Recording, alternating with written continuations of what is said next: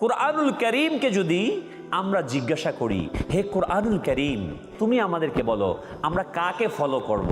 আইনস্টাইনকে follow করব, এরিস্টটলকে follow করব, না কাকে ফলো করব? যদি আমরা কুরআনুল কারীমকে জানতে চাই যে হে কোরআন, তুমি আমাদেরকে বলে দাও যে আমার শান্তির পথ কোনটা, আমি কাকে ফলো করলে সাকসেস হব। আমাদের প্রত্যেকের জীবনের একটা মিশন থাকে, ভিশন থাকে, টার্গেট থাকে যে আমি ফলো করব কাকে। এক এক সময় এক একজনকে আমরা ফলোয়ার বানাই, এক একজনের দর্শনকে আমরা নেই।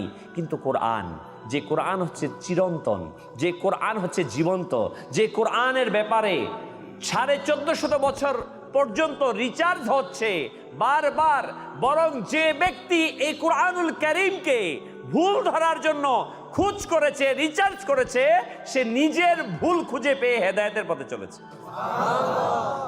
প্রিয় ইসলামী ভাইরা, ওই কোরআনকে যখন জিজ্ঞাসা করি আমি কাকে ফলো করব, কোরআন বলছে ইন কুনতুম তুহিব্বুনাল্লাহ ফাত্তাবিউনি ইউহিব্বুকুমুল্লাহ ওয়া ইয়াগফির লাকুম যুনুবাকুম ওয়াল্লাহু গফুরুর রহিম।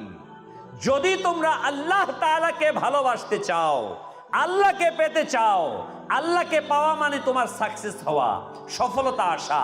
যদি তোমরা আল্লাহকে পেতে চাও, আল্লাহর কাছে কামিয়াবি হতে চাও, আল্লাহর রেজাবন্দি হাসিল করতে চাও, ফাত্তাবিউনি, একটাই রাস্তা, একটাই পথ, একটাই মত, অন্য কোনো দর্শন নেই, অন্য কোনো পথ নেই, অন্য কোনো তরিকা নাই, অন্য কোনো ওয়ে নাই, একটাই পথ, ফাত্তাবিউনি। তোমরা নবী সাল্লাল্লাহু আলাইহি ওয়াসাল্লামকে অনুসরণ করো। পরবর্তীতে আয়াতে এসছে যে ইন কুনতুম তুহিব্বুনাল্লাহ ফাত্তাবিউনি, যদি তোমরা আল্লাহকে ভালোবাসতে চাও তাহলে নবী সাল্লাল্লাহু আলাইহি ওয়াসাল্লামকে অনুসরণ করো। যদি নবীকে অনুসরণ করো, রিটার্ন কি আসবে? আল্লাহ বলছেন ইউহিব্বুকুমুল্লাহ, তোমার রিটার্ন স্বরূপ আসবে এটা, আল্লাহ তোমাকে ভালোবাসবেন। ভালোবেসে কি দিবেন? ওয়া ইয়াগফির লাকুম যুনুবাকুম, আল্লাহ তাআলা তোমাদের গুনাহসমূহকে মাফ করে দিবেন। ওয়াল্লাহু গফুরুর রহিম, আল্লাহ হচ্ছেন ক্ষমাশীল। প্রিয় ইসলামী ভাইরা, নবী সাল্লাল্লাহু আলাইহি সাল্লামকে ফলো করা, নবী সাল্লাল্লাহু আলাইহি সাল্লামকে ইত্তেবা করা।